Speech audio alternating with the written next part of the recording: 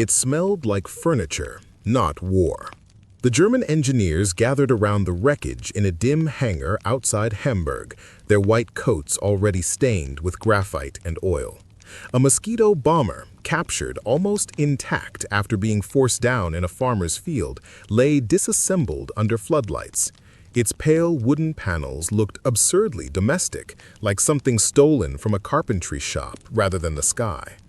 They had been told that this was the fastest bomber the British possessed, capable of outrunning Messerschmitts and Focke-Wulfs at full throttle.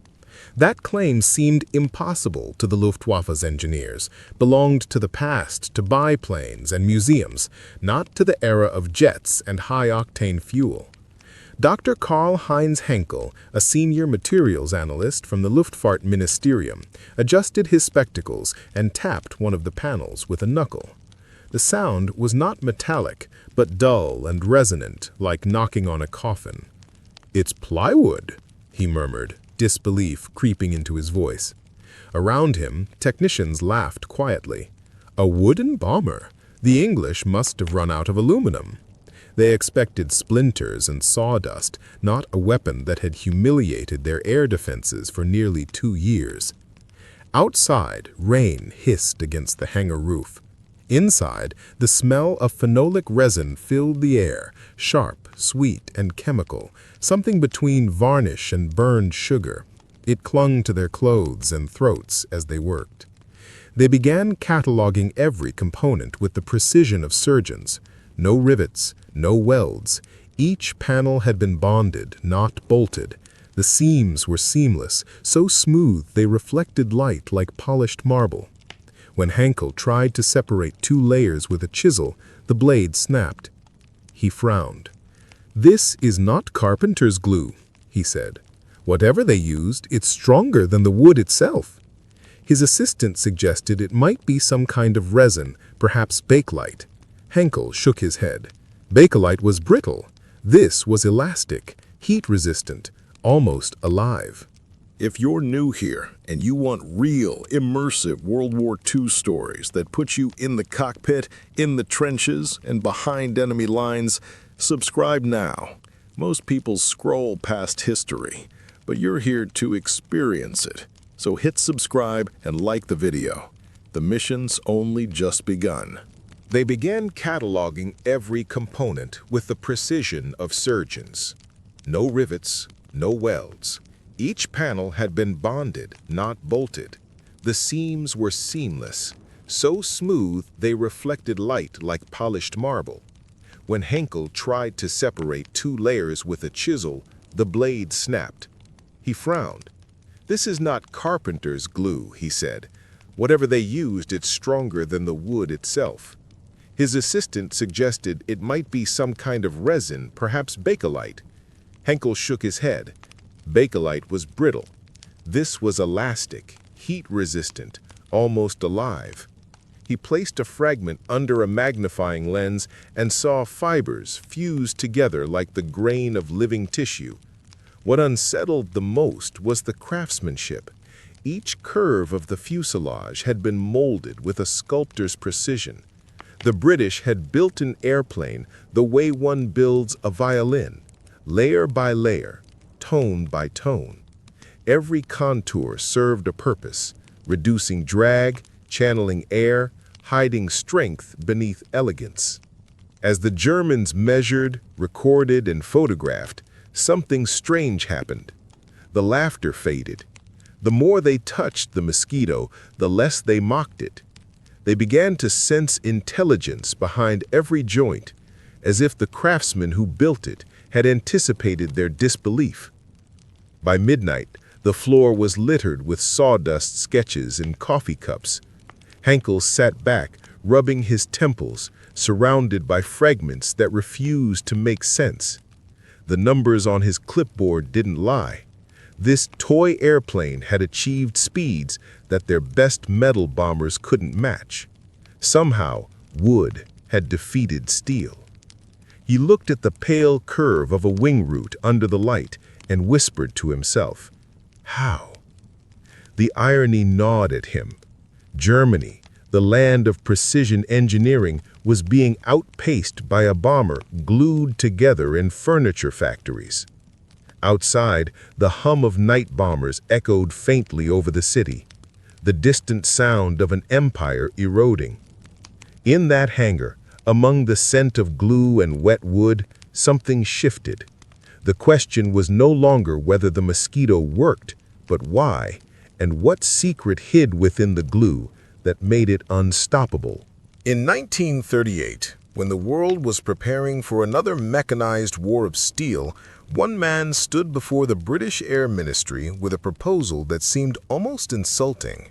Geoffrey de Havilland, tall, composed, and quietly stubborn, unfolded blueprints of a bomber that defied every doctrine of modern aviation. It had no defensive guns, no armor plating, and most absurd of all, it was to be made almost entirely of wood. The room of officials listened politely, waiting for the joke. When none came, they rejected the idea outright. Metal was the future, they said. Wood belonged to the past. But de Havilland didn't flinch. He understood something that bureaucrats could not measure in spreadsheets. Speed was armor, and simplicity was survival. At that time, Britain was already stretched thin. Aluminum, the bloodline of aircraft production, was being consumed faster than it could be refined. Spitfires, Hurricanes, and the new Lancasters demanded every sheet of metal the nation could produce. De Havilland looked at the arithmetic and saw not disaster, but opportunity. His company had spent years perfecting wooden construction for light aircraft and racing planes. Britain's countryside was filled with small workshops, furniture makers, piano builders, cabinet craftsmen, skilled men who could shape wood but had no place in the metal war. What if, he thought, their hands could be turned toward building something faster, lighter, and quieter than anything on Earth? He envisioned a bomber without turrets or gun crews, its two-man cockpit streamlined to a bullet silhouette. Instead of rivets, layers of birch plywood would be bonded with Ecuadorian balsa wood at the core, materials chosen not for glamour, but for geometry. Birch for strength, balsa for lightness, the two joined by a glue stronger than any mechanical fastener. The technique, known as laminated monocoque construction, had been used in furniture long before aircraft. But in de Havilland's mind, it became an equation of survival. Every ounce saved in armor could be spent on speed. If it could outrun enemy fighters, it wouldn't need to fight them at all. When the war began in 1939, his idea seemed to evaporate under the weight of reality. February 18th, 1944, 50 feet above occupied France. Pilot David Blackie Black barely clears a line of trees as his twin-engine Mosquito screams over frozen farmland. Engines pushed far past redline. The wooden fuselage vibrates so violently it threatens to rip itself apart. Behind him, 4 crewmen brace against the icy airflow blasting through bullet holes in the cockpit glass, courtesy of the Luftwaffe squadron now hunting them down. German radar had spotted them minutes after crossing the channel. FW-190s, the Luftwaffe's fastest killers, are closing in from the east. Blackie's navigator checks the map again. This isn't a bombing run. This is a raid no one was supposed to attempt. A low-level precision strike deep inside Nazi territory. Their target, a Gestapo prison holding French resistance leaders, marked for execution at dawn. As they close in, anti-aircraft fire erupts. Blackie holds his altitude, just 50 feet, too low for German gunners to depress their barrels fast enough. There is no second chance, no bomber escort, no margin for error. One missed calculation and the Mosquito will disintegrate on impact. But this mission isn't suicide, it's revenge. The British High Command had abandoned these prisoners. Blackie refused. Tonight, a handful of men inside a mostly wooden aircraft will attempt something no one believed possible. Break into a Nazi prison, blow a hole through its walls without killing the hostages inside, and escape before the Luftwaffe tears them out of the sky. What Blackie didn't know, what no one knew, was that this raid would humiliate Hitler, shatter German air defenses, and change the future of aerial warfare forever. This is the untold story of the Mosquito, the plane Germany laughed at until it started killing their best. If you're new here and you want more real, immersive World War II stories that put you right inside the cockpit, the trenches, and behind enemy lines, hit subscribe right now. Most people will scroll past history and forget it ever happened, but not you. You're here because you want to feel it. So click subscribe and like this video before we continue. This story is just getting started. Blackie drops lower, 40 feet, 30, just a few meters above the snow. The Mosquito's belly nearly scrapes a frozen hedgerow as tracer fire rips past the wings. Behind them, two FW-190s dive, lining up their shots. "Stay on course," his navigator shouts over the deafening engines. They can't climb, they can't fight. Speed is their only defense. At this altitude, even a single mistake means death. An unexpected hill, a radio tower, a flock of birds, and there'll be nothing but splinters across French soil. But David Blackie Black didn't become a legend by backing off. He pushes the throttles forward again, max power. The Merlin engines scream so violently they sound like they might burst.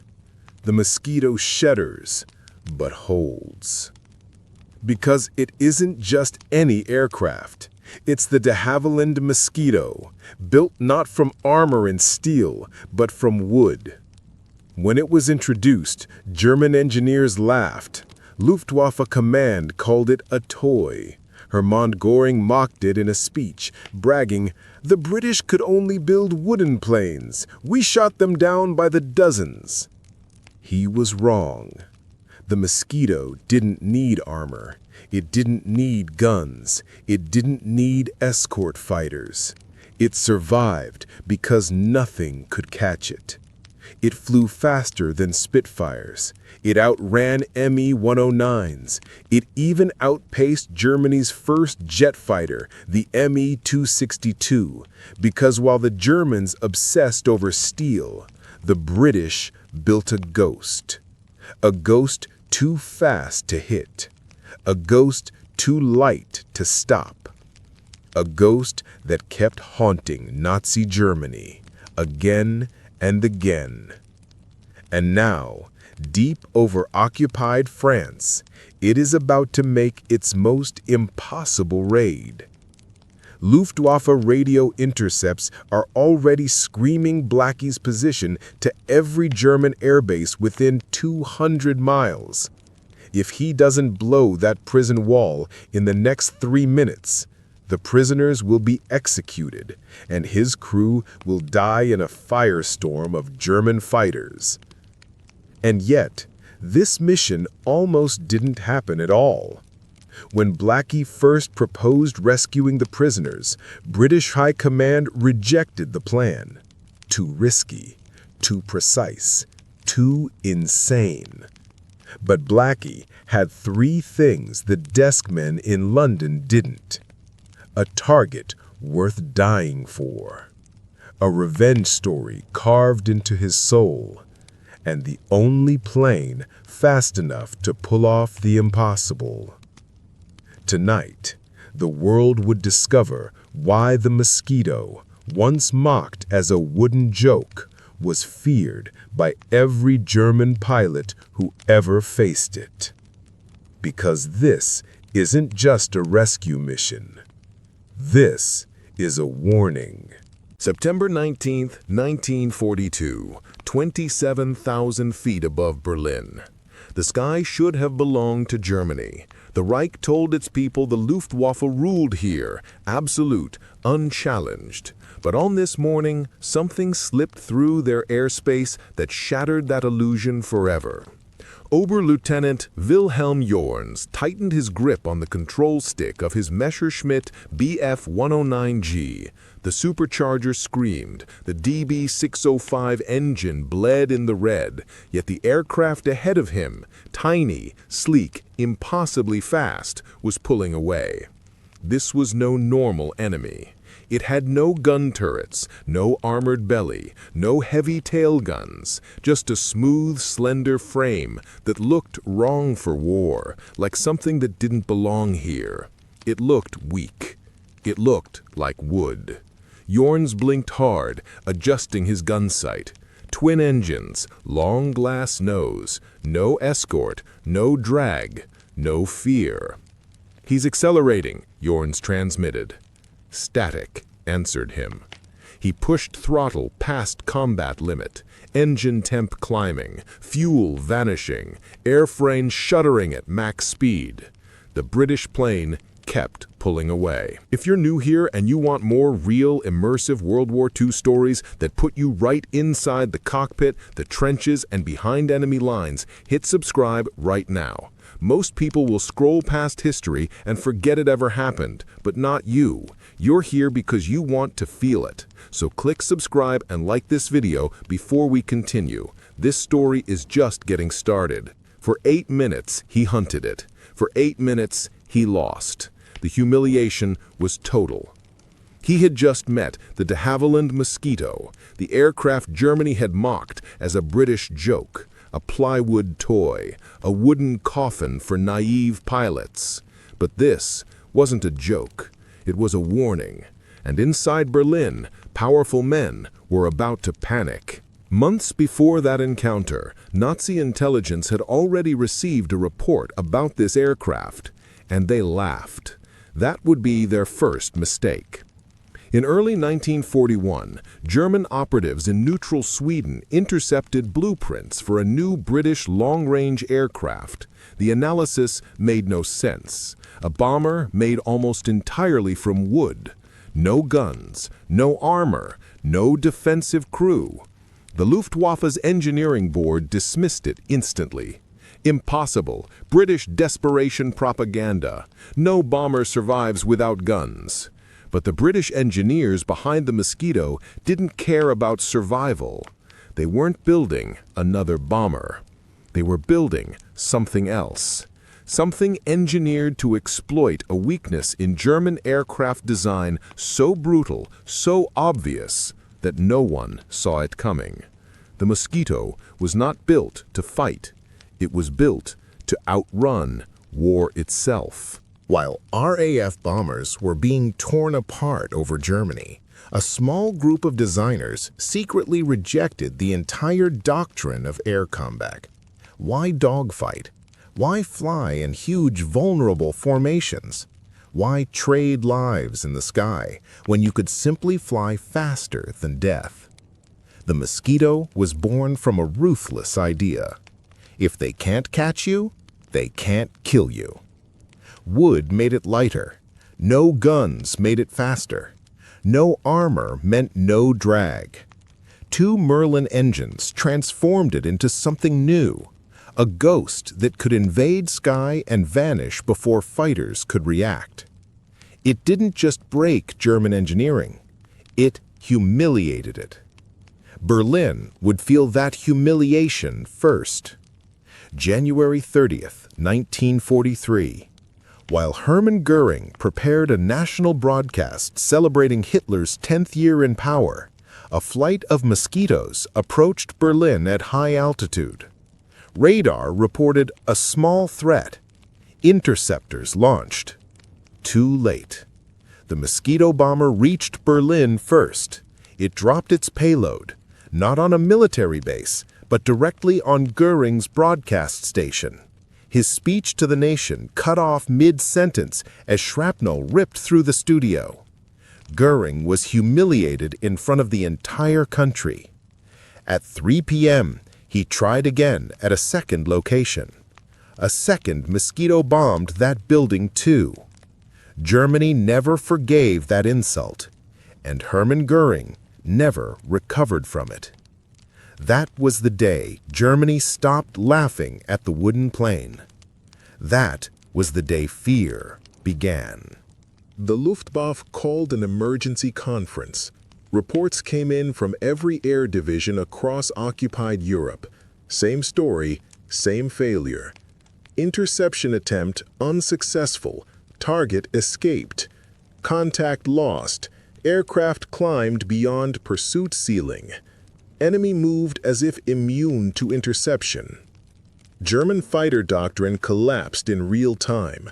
Pilots trained to attack formation bombers now found themselves chasing ghosts, fast, silent intruders that struck and disappeared. The Mosquito didn't just win battles, it broke tactics. Göring raged in a way his staff had never seen. His personal quote circulated through every briefing room on the continent. "I refused to believe the British could produce a fighter faster than ours made of wood." Denial turned to obsession. He ordered Mosquito squadrons to be destroyed at all costs. He demanded new tactics. He demanded the impossible. "Bring me the wooden plane." But no one could, because no one could catch it. How do you kill something you can't catch? You sabotage it before it launches. The Mosquito became priority target #1 for German intelligence. Sabotage missions began. Supply chains were attacked. Cross-border timber shipments went missing. De Havilland factories were targeted in bombing runs. Nazi agents attempted to burn wood processing sites in Canada. Nothing worked. The Mosquito production decentralized, built in piano factories, furniture shops, railway depots, anywhere wood was worked. It became the world's first distributed war machine.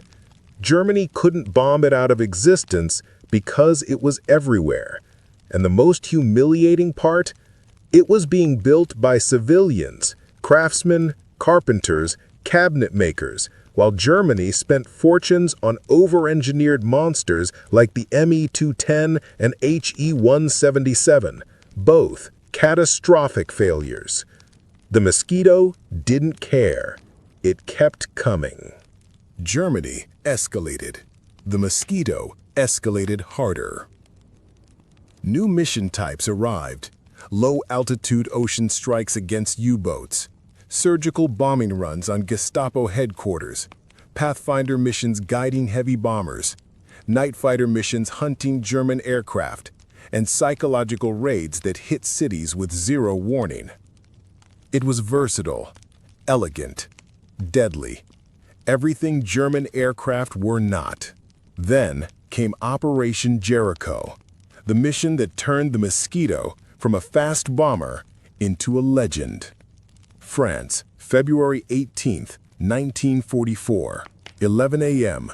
The walls of Amiens prison stood thick and cold, packed with resistance fighters the Gestapo planned to execute at dawn. Their fate was sealed, until a whisper passed through RAF intelligence, "We're getting them out." The rescue wouldn't come from the ground, it would come from the sky. A squadron of Mosquitoes flew in low under radar, skimming the countryside just feet off the ground. They moved so fast, German spotters couldn't track them. Civilians looked up and saw only blurs. Inside the prison, walls shook. Inmates hit the floor. Germans panicked. The Mosquitoes didn't target guards. They didn't target barracks. They targeted walls.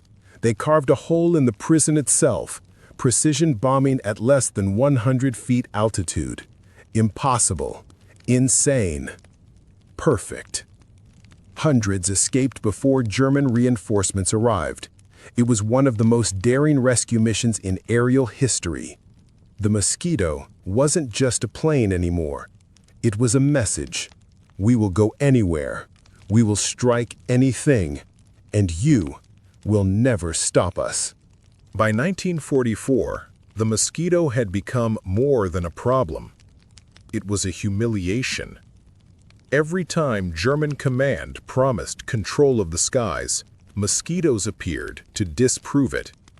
Every time Göring claimed German engineering supremacy, mosquitoes tore that lie apart.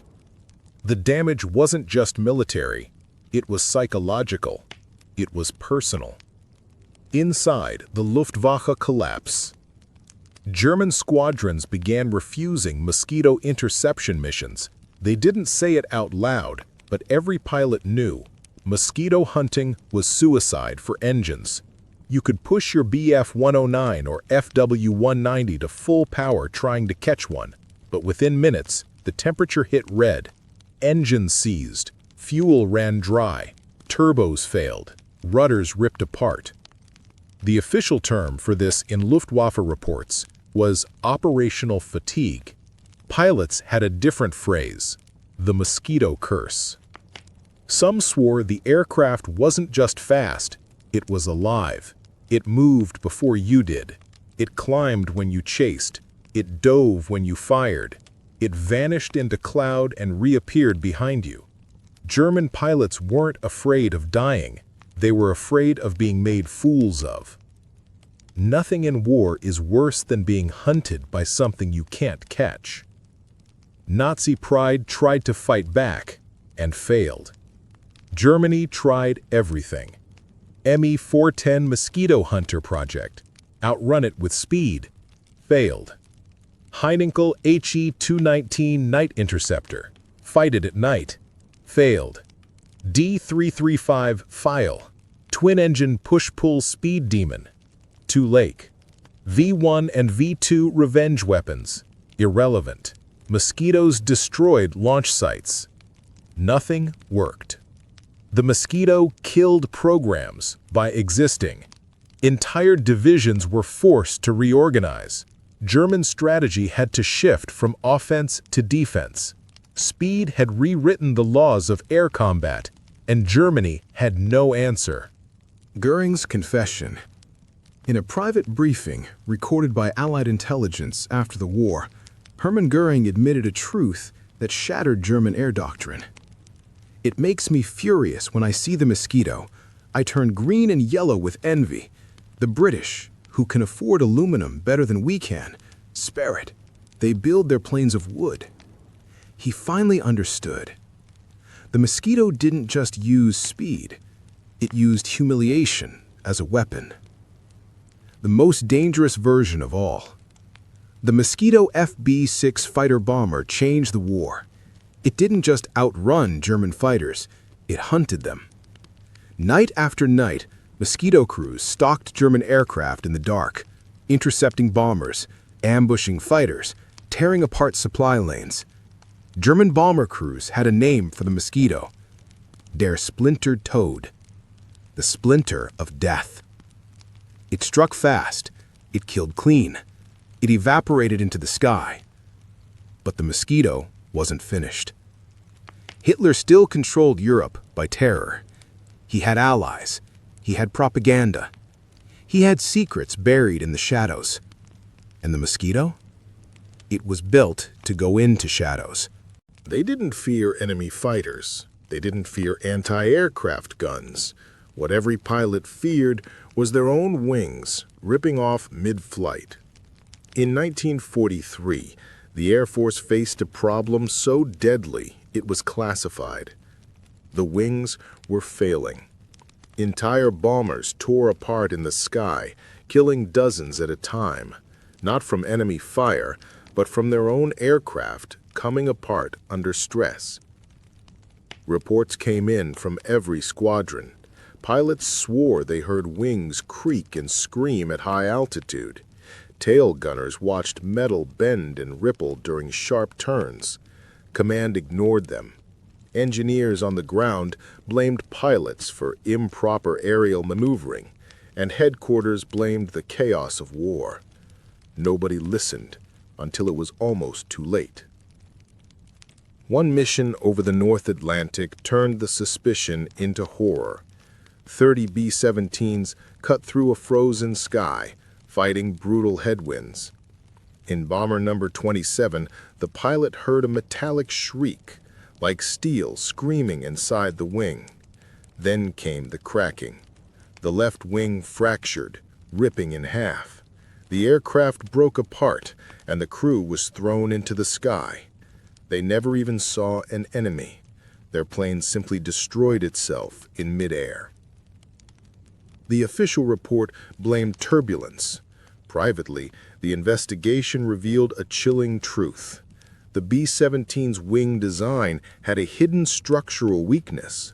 It was never built to survive the stress of real combat flying. But instead of grounding the fleet for repairs, High Command took another path. They buried the truth. Thousands of lives were now at risk. Every mission became a game of survival against physics. But everything changed because of one man. Not a general, not a commander, not a decorated ace. A field engineer, a quiet, stubborn mechanic named Elias Carter. Carter wasn't special on paper. He had no rank worth mentioning, no inventions to his name. But what he did have was a mind that refused to accept death as part of acceptable loss. After watching 3 bombers fall apart during routine takeoff in a single week, he began collecting torn metal from crash sites. He studied the fractures, traced stress lines with chalk, and compared the damage from 10 different aircraft. The pattern he found terrified him. The wings weren't failing because of damage. They were failing because of design flaws. He submitted a report to command. They threw it out. He warned the chief air engineer. They shut him down. They had a war to fight. They didn't have time for theories. But Carter knew he was right, so he broke the rules and did something that could have sent him to prison. He began fixing bombers in secret. With no official funding, no support, and no approval, he raided the junk piles behind the hangars. He scavenged landing gear cables, spare bolts, cracked aluminum braces, everything he could find. What he built looked insane. Field crews laughed at him. He didn't care. His idea was simple but genius. Disperse wing stress before it becomes deadly. Using improvised steel braces and redistributed tension cables, he created a crude but effective reinforcement system. It redirected flight strain through multiple points, preventing catastrophic failure. The problem? If his design failed at altitude, it would rip the entire wing clean off and kill the crew instantly. He needed a test pilot, someone desperate or crazy. He found one.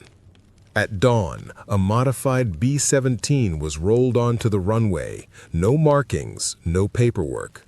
Carter had installed his secret reinforcement overnight. Ground crew watched in disbelief. If this experiment failed, the plane would disintegrate in front of them. The engines roared to life. The bomber lifted into the frozen morning sky.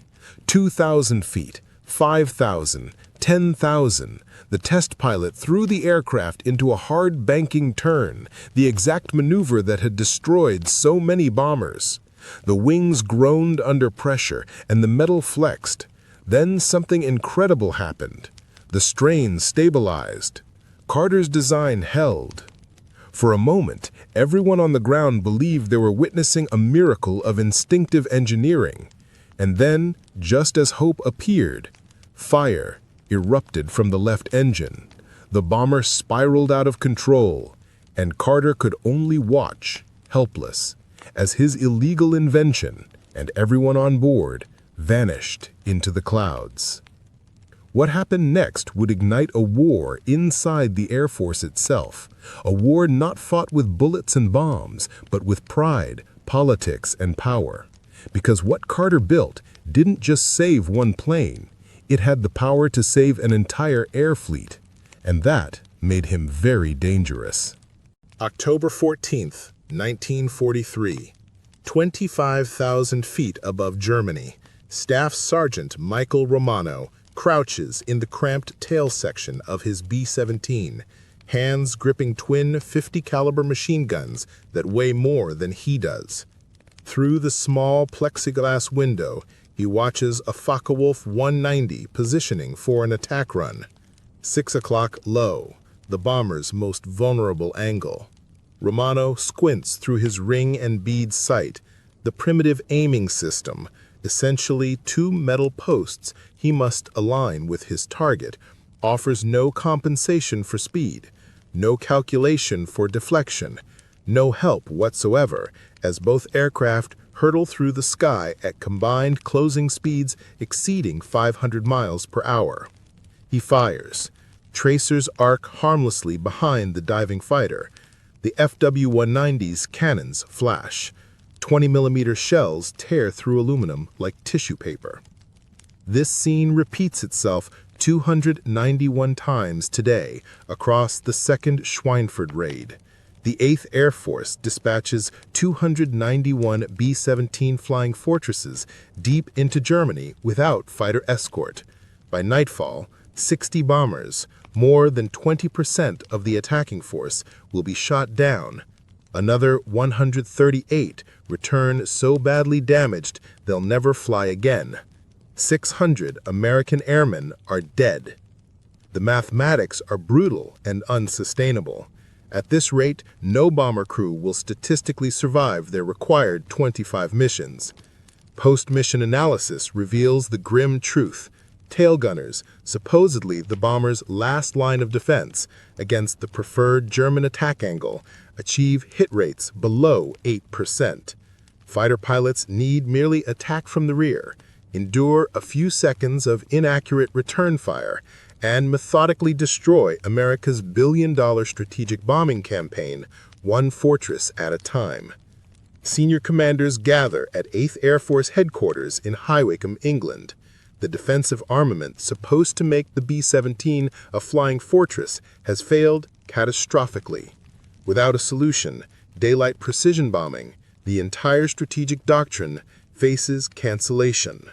What these commanders don't know is that at that very moment, on a cold, hard stand at Bassingbourn Airfield, a 22-year-old tail gunner with barely a high school education is sketching a design in his logbook that violates multiple Army Air Forces regulations, a design that will be called mechanically impossible by weapons engineers, a design that will triple tail gun accuracy and save thousands of American lives.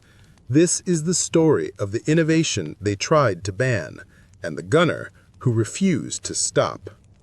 To understand why Romano's innovation proved so revolutionary, you must first understand the impossible problem tail gunners faced in 1943.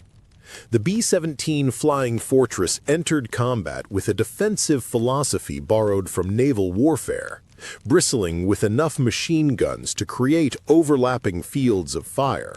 The bombers were theoretically protected through sheer volume of lead. Army Air Force's promotional materials called it a flying battleship. Reality proved brutally different.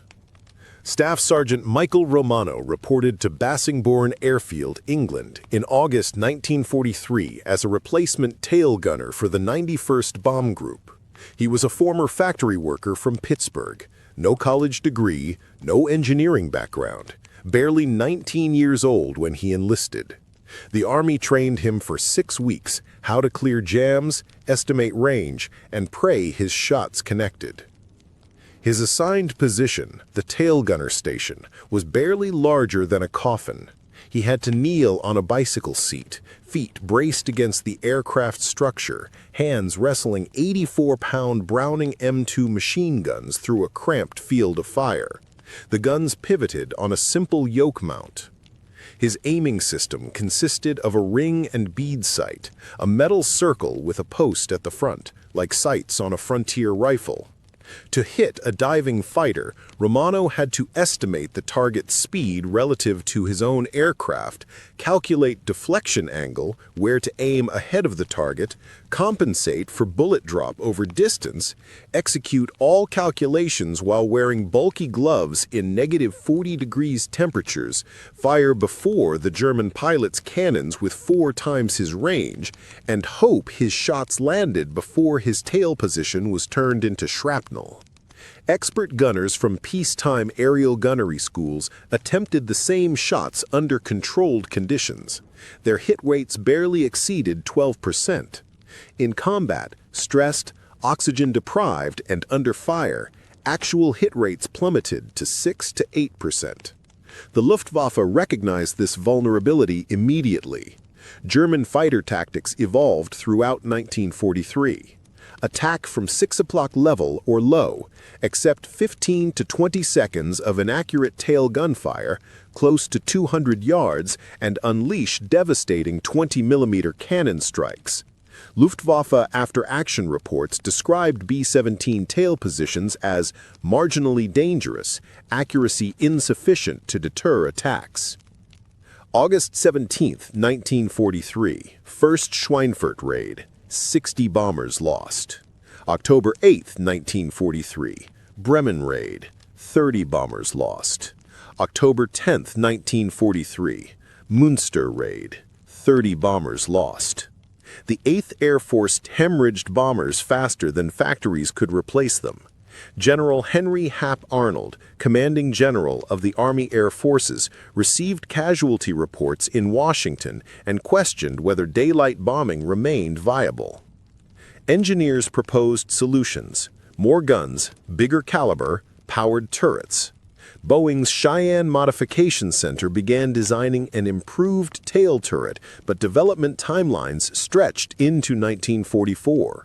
Powered turret prototypes existed, but installation required removing the entire tail section, a months-long factory modification impossible on bombers already in England. Meanwhile, men died. Romano flew his first combat mission on August 19, 1943, targeting Gilse Ryan Airfield in the Netherlands. He fired 480 rounds at 3 attacking FW-190s. He believed he scored hits. Gun camera footage later revealed every tracer passed harmlessly behind the targets. The fighters destroyed 2 bombers in his formation. After his third mission, Romano stayed on the hardstand after landing, staring at his guns. His hands shook, not from fear, but from the physical exhaustion of manhandling 84-pound weapons through sustained fire while kneeling at altitude. That night he sketched his first design concept. The problem wasn't the gun, it wasn't even the mount. It was that tail gunners fired blind, chasing targets they couldn't properly track, aiming at points in space they couldn't accurately predict. What Romano needed was something the Army Air Forces hadn't provided, a way to see where his bullets would actually go before pulling the trigger. He needed a reflector sight. But the tail position's cramped quarters made standard reflector installation impossible, unless someone broke the rules.